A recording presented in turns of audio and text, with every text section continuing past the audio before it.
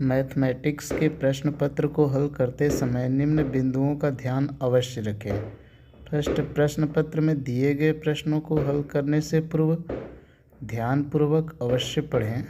Means questions को एक बार reading करने के बाद उसका आंसर न दें, कम से कम मैथ के प्रश्नों को 2 बार अवश्य पढ़ें।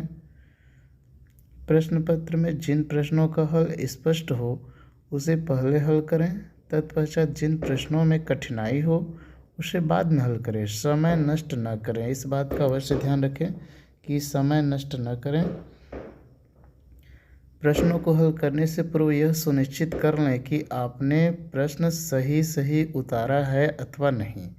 कभी कभी प्रश्नों में दी गई संख्याओं को गलत लिख लेने के कारण पूरी प्रक्रिया सही से होने के बाद भी उत्तर सही नहीं आता और अंक कट जाते हैं। इसलिए इस बात का ध्यान रखना आवश्यक है कि प्रश्न में दिए गए अंक क्या हैं और वही अंक आप लिखने की कोशिश करें, उसके बाद ही उसे हल करें। प्रश्नों को हल करने में आवश्यक सभी चरण जरूर लिखें, क्योंकि स्टेप मार्किंग होती है, इसलिए कोई भी स्टेप को स्किप न करें और सभी स्टेप को अवश्य लिखें। प्रश्नों के हल को स्पष्ट करने में आवश्यक चित्रों एवं ग्राफ का प्रयोग अवश्य करें। मीन्स जिस क्वेश्चंस को सॉल्व कर रहे हैं उसमें यदि आवश्यकता है, रिक्वायरमेंट है उसमें डायग्राम का, तो डायग्राम अवश्य बनाएं। यदि ग्राफ की भी आवश्यकता है तो ग्राफ भी अवश्य प्लॉट करें, मीन्स ग्राफ के द्वारा दर्शाएं।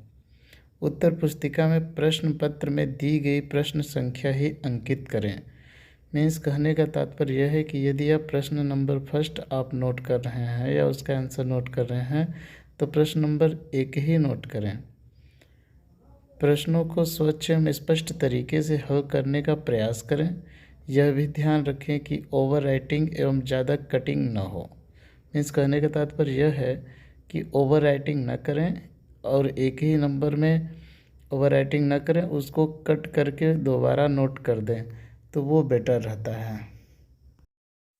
रफ कार्य उत्तर पुस्तिका के अंतिम पृष्ठ पर या दाहिने ओर मार्जिन खींचकर करें तथा उस पृष्ठ के ऊपरी भाग पर रफ कार्य अंकित करें।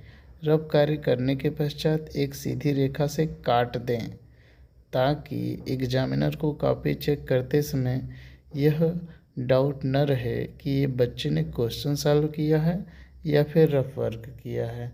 इस डाउट को क्लियर पहले ही कर दीजिए। प्रश्न पत्र पूरा हल करने के पश्चात यह सुनिश्चित हो लें कि आपके द्वारा प्रश्न पत्र में अंकित सभी प्रश्नों को हल कर लिया गया है कि नहीं। यदि कोई छूटा हुआ प्रश्न हो तो उसको अवश्य हल करने की कोशिश करें।